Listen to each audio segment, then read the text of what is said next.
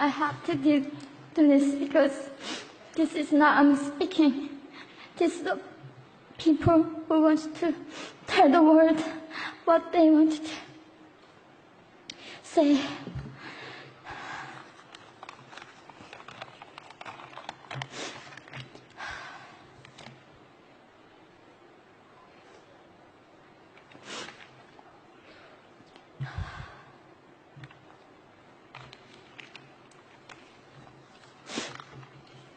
North Korea is an unimaginable country.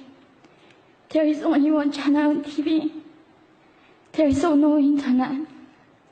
We aren't free to sing, say, wear, or think what we want. North Korea is the only country in the world that executes people for making unauthorized international phone calls. North Koreans are being terrorized today. When I was growing up in North Korea, I never saw anything about love stories between men and women. No books, no songs, no press, no movies about love stories. There is no Romeo and Juliet. Every story was propaganda to brainwashes about the Kim dictators. I was born in 1993. And I was abducted at birth, even before I knew the words freedom or human rights. North Koreans are desperately seeking and dying for freedom at this moment. When I was 9 years old, I saw my friend's mother publicly executed. Her crime? Watching a Hollywood movie. Expressing doubt about the greatness of the regime can get 3 generations of a family imprisoned or executed. When I was 4 years old, I was warned by my mother not to even whisper. The birds and mice couldn't hear me. I admitted I thought the North Korean dictator could read my mind. My father died in China after we escaped North Korea. And I had to bury him at 3 a.m. in secret. I was 14 years old. I couldn't even cry. I was afraid to be sent back to North Korea. The day I escaped North Korea, I saw my mother raped. The rapist was a Chinese broker. He targeted me. I was 13 years old. There is a saying in North Korea, women are weak, but mothers are strong. My mother allowed herself to be raped in order to protect me. North Korean refugees, about 300,000, are vulnerable in China.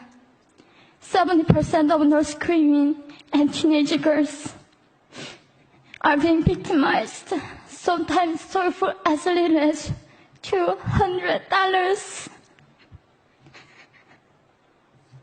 We walked across the Gobi Desert, following a compass. When they stopped working, we followed the stars to freedom. I felt only the stars were with us.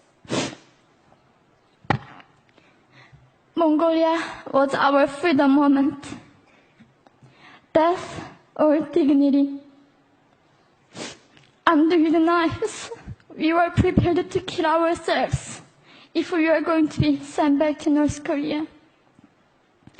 We wanted to live as humans.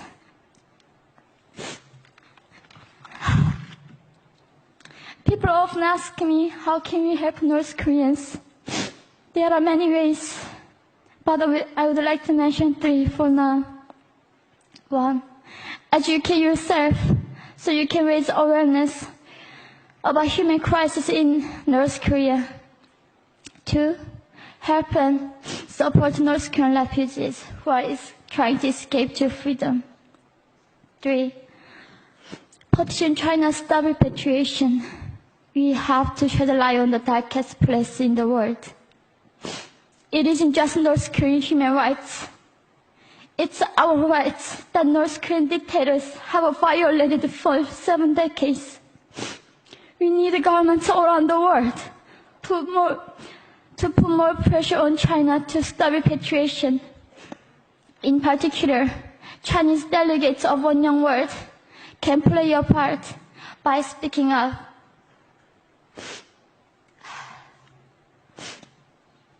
North Korea is indescribable. No humans deserve to be oppressed just because of their birthplace. We need to focus less on the regime and more on the people who are being forgotten. One Young World, we are the ones who will make them visible. Fellow delegates, please join me as we make this a global movement to free North Koreans.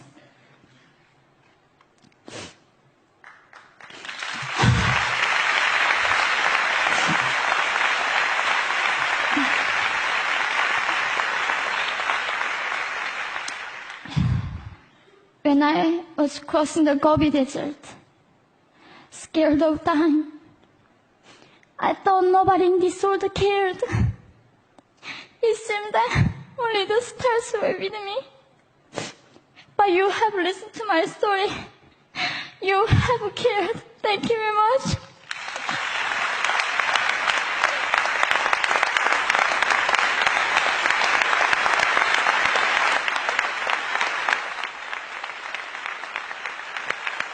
We're not going to go to the floor. Can you get it?